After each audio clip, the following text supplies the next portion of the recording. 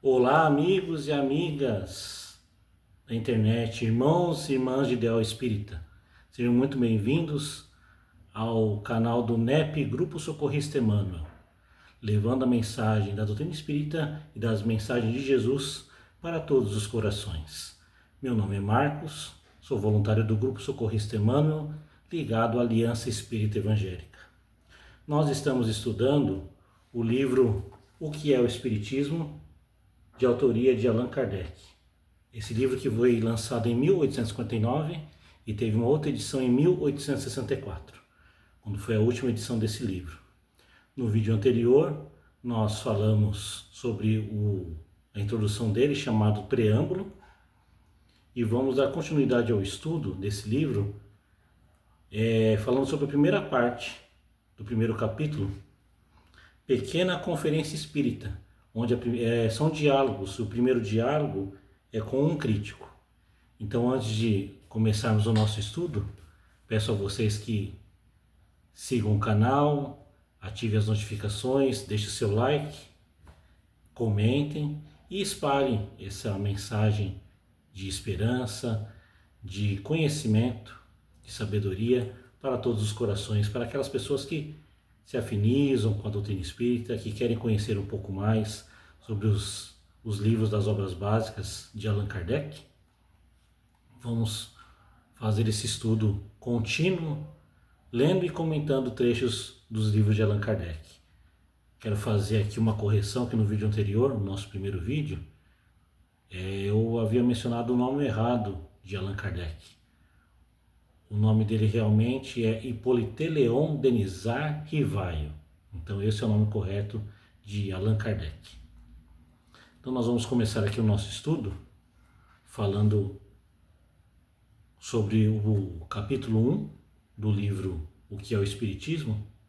Esse livro aqui, ele foi lançado pela editora ID, Instituto de Difusão Espírita, mas também tem esse livro lançado por outras editoras, e para aqueles que não possuem o livro, podem acessar o site Kardecpedia. Lá tem todos os livros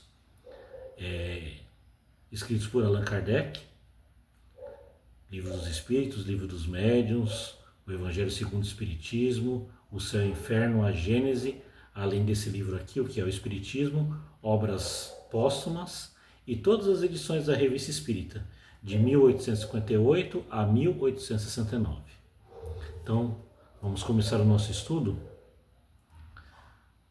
que é essa conversa aqui, esse diálogo entre um espírita, no caso Allan Kardec, que escreveu o livro, e um crítico. Começa com o visitante, né? Eu vos direi, Senhor, que minha razão se recusa a admitir a realidade dos fenômenos estranhos atribuídos aos espíritos, e que, disso estou persuadido, não existem senão na imaginação. Quer dizer, ele não acredita na realidade de os espíritos se comunicarem com os encarnados. Todavia, diante da evidência, seria preciso se inclinar, e é o que farei se eu puder ter provas incontestáveis. Venho, pois, solicitar de vossa boa vontade a permissão para assistir somente a uma ou duas experiências, para não ser indiscreto, a fim de me convencer, se for possível. Quer dizer, ele é uma pessoa que não acredita na doutrina espírita, e na época que Allan Kardec ele estudou, ele codificou as questões que ele fez para os espíritos, as 1019 perguntas que constam no livro dos Espíritos, ele fez um estudo contínuo. Então, ele quer ser convencido, porque na época, antes de Allan Kardec escrever o primeiro livro, Livro dos Espíritos, havia na França o movimento das mesas girantes, que era um movimento de salão, de curiosidade. Então ele queria que, através de uma pessoa que conheceu, que codificou e estava estudando essa doutrina dos Espíritos, que ele convencesse essa pessoa. E aqui está a resposta de Allan Kardec. Desde o instante, Senhor, que vossa razão se recusa a admitir o que nós consideramos fatos comprovados, é que vós a credes superior a de todas as pessoas que não compartilham de vossa opinião. Eu não duvido do vosso mérito e não teria pretensão de colocar a minha inteligência acima da vossa. Admite, pois, que eu me engano, uma vez que é a razão que vos fala e que esteja dito tudo. Então ele não quer convencê-lo. Porque uma pessoa cética, você pode mostrar a verdade para a pessoa e ela não quer enxergar. Então é como mostrar a luz para uma pessoa que é cega. Ela não quer ver a claridade. Então está a evidência, mas quer que comprove, né? Na verdade é que é uma pessoa que quer mais o embate das palavras, não quer ser convencida. Porque como diz Allan Kardec, a fé raciocinada é quando a gente acredita, mas sabe por que acredita. E a pessoa que é materialista, uma pessoa cética, crítica da doutrina, ela não quer ser convencida. Ela quer ter a oportunidade de mostrar que ela tem a razão e ela quer desmascará-lo. Continua aqui o diálogo com o crítico. Todavia, se vós chegasseis a me convencer e que sou conhecido como um antagonista das vossas ideias, isso seria um milagre eminentemente favorável à vossa causa. Então, através de um milagre, ele queria que o Espírito se materializasse na frente dele. E há vários cientistas de renome que deram ali o seu atesto de que a manifestação dos espíritos era verdadeira. Ali há vários cientistas de renome, como Charles Richet, Ernesto Bozano, William Crookes, entre outros, César Lombroso, Arthur Conan Doyle, vários nomes aí renomados na ciência, nas academias científicas, que deram seu atesto confirmando que aquilo ali não era charlatanismo. Mesmo assim, essa pessoa crítica, ela queria que Allan Kardec, por essa conversa, falasse que aquilo ali era a verdade. E a resposta de Allan Kardec: eu lamento, Senhor, mas não tenho o dom dos milagres. Pensais que uma ou duas sessões bastarão para vos convencer? Isso seria, com efeito, um verdadeiro prodígio. Foi-me necessário mais de 1 ano de trabalho para eu mesmo estar convencido, o que vos prova que, se o sou, não foi por leviandade.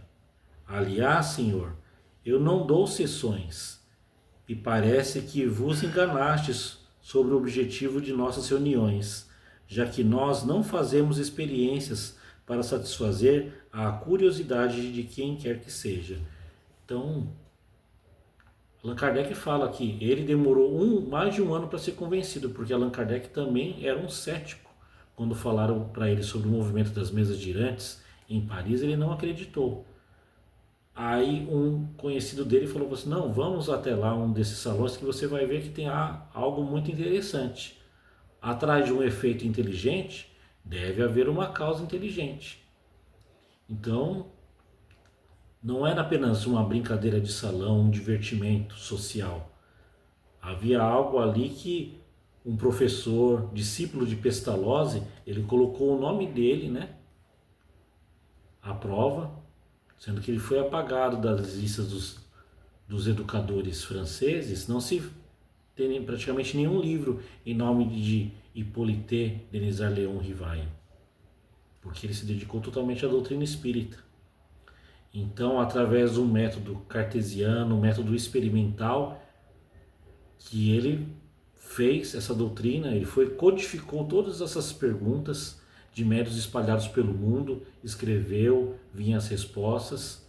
Então, todas as respostas deveriam ter a mesma, todas as perguntas deveriam ter a mesma resposta. Se houvesse 9 verdades e uma mentira, ele descartava todas, até que o tempo mostrasse que aquilo ali era verdade. Então esse foi o método de Allan Kardec. Então uma pessoa, um estudioso que demorou mais de 1 ano para ser convencido, para um crítico com 1 ou 2 sessões não iria se convencer da verdade. E como ele havia dito também, que as reuniões da sociedade parisiense de estudos espíritas era uma reunião séria, com pessoas sérias, não era brincadeira. Era instrutiva. Vinham os benfeitores espirituais ali se comunicarem, não espíritos frívolos, zombeteiros, que tem em qualquer outra reunião que se possa fazer, como uma brincadeira. Vamos continuar o nosso estudo? Não desejais, pois, fazer prosélitos? Perguntou o visitante. O que é um prosélito? Prosélito é aquela pessoa que quer ser convencida, fundamentada que aquela religião, filosofia ou ideia é verdadeira. Ele quer ser convencido. Então, fazer proselitismo, ele quer ser convencido. Perguntou se essa não era a intenção de Allan Kardec. Você não quer me convencer que isso tudo é verdade? Olha a resposta de Kardec. Por que eu desejaria fazer de vós um prosélito, se vós mesmos isso não o desejais? Que resposta, não? Eu não forço nenhuma convicção. Quando encontro pessoas sinceramente desejosas de se instruírem e que me dão a honra de solicitar-me esclarecimentos, é para mim um prazer e um dever responder-lhes no limite dos meus conhecimentos. Quanto aos antagonistas que, como vós, têm convicções firmadas, eu não faço uma tentativa para os desviar, já que encontro bastante pessoas bem dispostas, sem perder meu tempo com as que não o são. A convicção virá, cedo ou tarde, pela força das coisas, e os mais incrédulos serão arrastados pela torrente. Alguns partidários a mais ou a menos no momento não pesam na balança. Por isso, não verei jamais zangar-me para conduzir as nossas ideias àqueles que têm tão boas razões como vós para delas se distanciarem. Então, esse é o belo da doutrina espírita. Não queremos convencer ninguém. Quem já tem as suas crenças e aqueles que não as têm, os ateus, os gnósticos, continuarão com as suas ideias. Porque cedo ou tarde, um dia vai vir o despertar da consciência. Então a doutrina espírita é para aqueles que querem se esclarecer, que querem conhecer algo novo, as explicações que outras religiões não dizem, aquele que diz um mistério da fé. Não há mistério. Então a doutrina espírita ligado à filosofia e à ciência, junto com a base moral que é a religião, vem esclarecer todas as nossas dúvidas. Então, Kardec foi brilhante com essa resposta. Nós não queremos convencer ninguém. Cada um que fique com sua opinião. Continuando, o visitante. Haveria, entretanto, no meu convencimento, mais interesse do que vós o credes. Quereis me permitir explicar-me com franqueza e me prometer não vos ofender com minhas palavras? São minhas ideias sobre o assunto e não sobre a pessoa a qual me dirijo. Posso respeitar a pessoa sem partilhar sua opinião, quer dizer. Ele quis se explicar aqui, né? Mesmo que eu não goste de você, eu não estou aqui por sua pessoa. Eu quero saber mais. Ele pode dizer que tem ali uma boa intenção, mas por trás não, né? Ele quer mesmo é desmascarar. E aqui está a resposta de Kardec. O Espiritismo me ensinou a dar pouco valor às mesquinhas suscetibilidades do amor próprio e a não me ofender com palavras. Se vossas palavras saírem dos limites da urbanidade e das conveniências, concluirei com isso que sois um homem mal educado. Eis tudo. Que resposta, não? Quanto a mim, prefiro deixar aos outros os erros, ao invés de os partilhar. Vedes, só por isso, que o Espiritismo serve para alguma coisa. Eu vos disse, Senhor, não me empenho de nenhum modo em vos fazer partilhar minha opinião. Respeito a vossa, se ela é sincera, como desejo que se respeite a minha. Quer dizer, ele continua com suas convicções e deixa que nós espíritos continuemos a nossa, né? Cada qual no seu lugar. Uma vez que tratais o Espiritismo como um sonho quimérico, vindo para mim, dizíeis a vós mesmo: eu vou ver um louco. Confessai-o francamente, isso não me melindrará. Todos os espíritas são loucos. É coisa convencionada, isso que se dizia na época. E ainda se dizem. Nossa, como é que pode alguém conversar com os espíritos? Aquela velha frase: ninguém veio do outro lado para dizer como é que é. Uma pessoa que já morreu, ninguém veio ainda dizer como é que é do outro lado. Se essas pessoas procurassem saber e vissem a quantidade de livros de espíritos que dizem como é do outro lado, os ensinamentos que eles nos dão, acho que não pronunciariam esse pensamento. Pois bem, Senhor, uma vez que olhais isso como uma doença mental, sentiria escrúpulo em vô-la comunicar, e eu me espanto que com um tal pensamento vós procureis adquirir uma convicção que vos colocará entre os loucos. Se estáis antecipadamente persuadido de não poder ser convencido, vossa tentativa é inútil, porque não tem por objetivo senão a curiosidade. Abreviemos, pois, eu vos rogo, porque eu não teria tempo a perder em conversa sem objetivo. Então é isso, né? A gente corta o mal pela raiz. Aquela pessoa que está por curiosidade, ela quer só matar a curiosidade dela, ela não quer se aprofundar. Ela faz fazer uma pergunta: como é que funciona isso? Os espíritos existem? Nós daremos nossa resposta, e ela vai falar: mas eu não acredito nisso.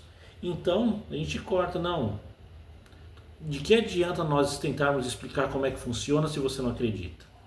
Se você tiver interesse, lá estão as obras.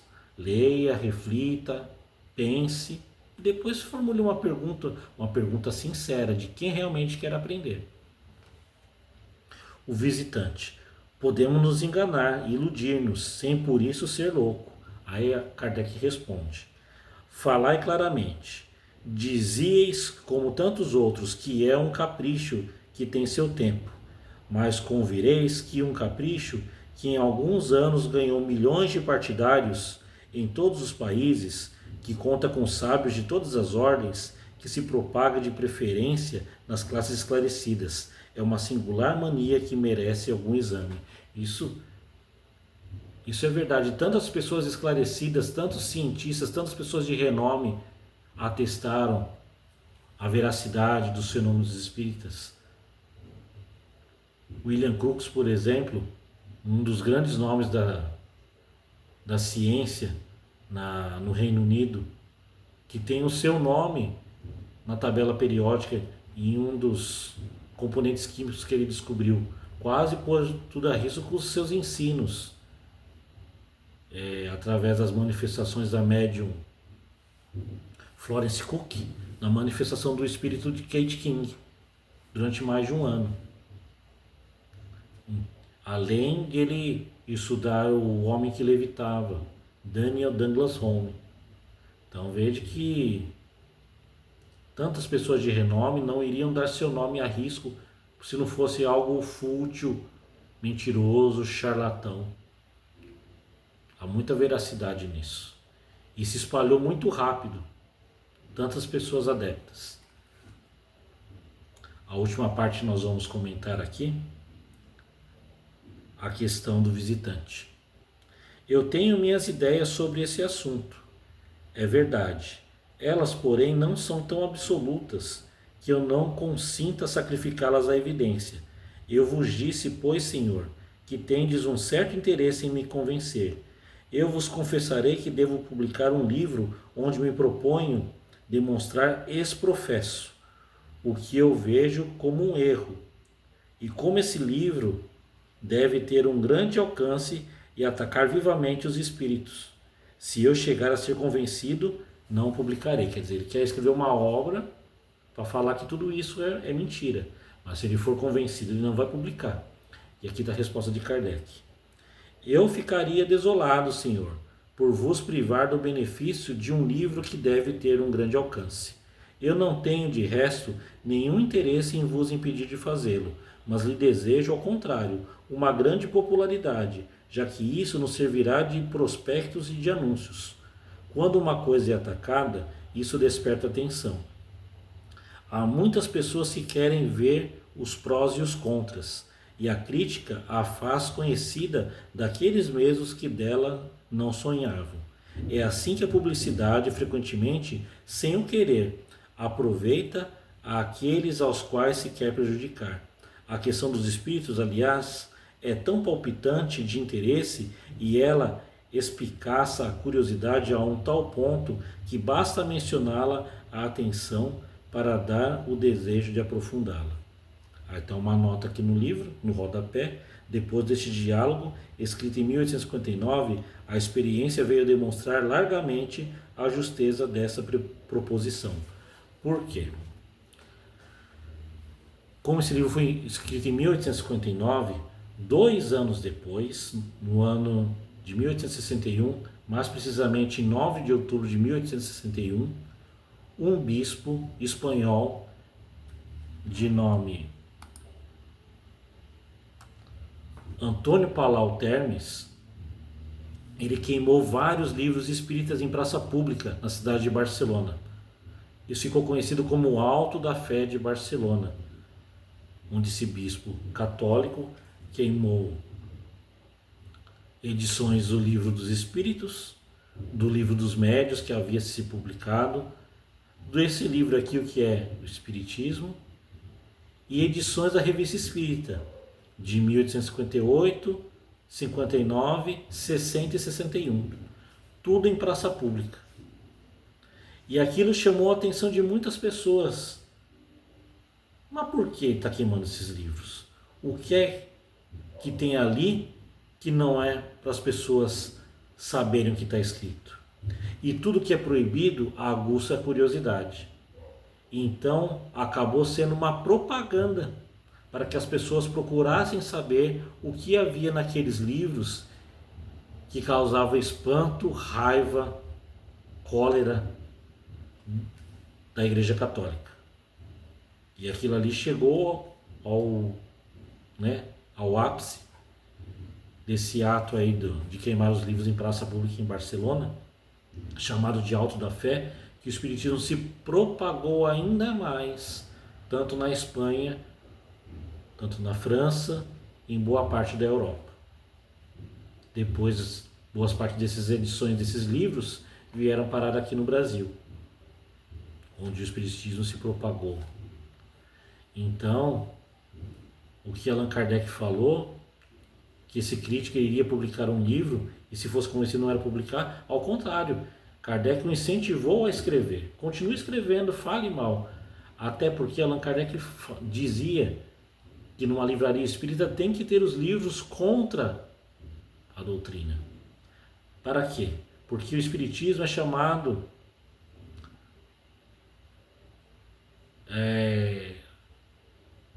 para termos aí o crivo da razão. Nós tirarmos as nossas conclusões, os prós e os contras. Então nós temos que ter ali os livros que são contrários à doutrina, dentro da biblioteca espírita, e não rechaçá-los. Porque cada um deve tirar a sua opinião e ver qual é realmente a verdade, se aquilo te preenche ou não. Se aquilo ali é mentira, eu não vou dar continuidade, eu vou desistir, eu vou procurar outros caminhos, outras verdades. Mas como os próprios espíritos disseram, através do Espírito de Verdade, que o Espiritismo é o Consolador prometido, o Paracleto, prometido por Jesus, a terceira revelação. Então veja como ele se expandiu, ele esclarece as nossas consciências, né? Nos tira o véu aí do imaginário, do miraculoso. Tudo tem explicações, tudo está pautado nas leis divinas, nas leis da natureza. E nada é sobrenatural, fenomênico. Tudo há uma explicação. Então, esse diálogo aqui, né, que não termina aqui, nós continuaremos no próximo vídeo, que as pessoas querem ser convencidas. Mas nesse caso não, ele era um crítico ferrenho da doutrina espírita, que estava ganhando mais adeptos e queria desmascarar. E nesse diálogo aqui, Allan Kardec fala que pode tentar fazer sua tentativa, que quanto mais queira combater uma ciência, uma filosofia, uma religião, essa doutrina abençoada por Jesus, por Deus, pela espiritualidade que nos ampara, não tem nada que tente tirar a resposta, a verdadeira verdade. A verdade vos libertará. Conheceis a verdade e a verdade vos libertará. Jesus já havia dito em suas mensagens aí, na época que ele propagou os seus ensinamentos. Então aqui um breve resumo comentado desse trecho do primeiro capítulo. No diálogo entre o crítico e Allan Kardec, percebemos o embate entre a crença e a descrença em relação ao espiritismo.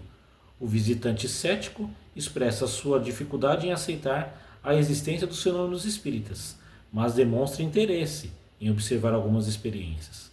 Kardec, por sua vez, que não busca convencer os que já possuem convicções arraigadas, mas sim aqueles que estão abertos ao aprendizado. Esse trecho ilustra a postura de Kardec em relação ao ceticismo. Ele não se sente ofendido e entende que a busca pela verdade deve ser conduzida com paciência e respeito mútuo.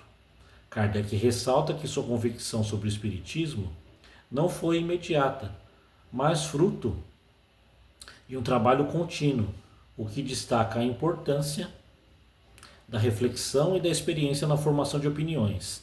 Ele argumenta que, mesmo que o crítico esteja convencido de que o espiritismo é uma moda passageira, a sua difusão e aceitação crescente ao longo do tempo merecem ser examinadas. O crítico, por outro lado, admite que suas ideias não são inflexíveis e que está disposto a reconsiderá-las, se confrontado com evidências. Ao mencionar sua intenção de publicar um livro contra o espiritismo, o crítico revela uma motivação pessoal que pode influenciar suas percepções. Kardec, em resposta, demonstra abertura e até deseja que o livro seja publicado, pois acredita que a crítica pode estimular o interesse e a reflexão sobre o tema. Esse diálogo reflete a essência da doutrina espírita, que valoriza a busca pela verdade, o respeito pelas opiniões alheias e a importância do conhecimento como meio de transformação pessoal e social. A atitude de Kardec, que não se ofende com a crítica e vê valor na discussão, é um exemplo de como o Espiritismo propõe um entendimento mais profundo e respeitoso entre as diferentes visões de mundo. Então, esse foi o nosso vídeo da primeira parte aqui, do primeiro capítulo do livro que é o Espiritismo. Espero que tenham gostado do nosso estudo de hoje, comentado. Então, deixe seu like, ative as notificações, deixe seus comentários, compartilhem para que esse vídeo possa chegar a mais corações. Então vamos agradecendo a espiritualidade por ter nos inspirado nessa mensagem, nesse vídeo, e que, se for da vontade de Deus, possamos estar aqui novamente no canal para divulgar mais um estudo do livro O que é o Espiritismo. Forte abraço a todos, fiquem com Deus.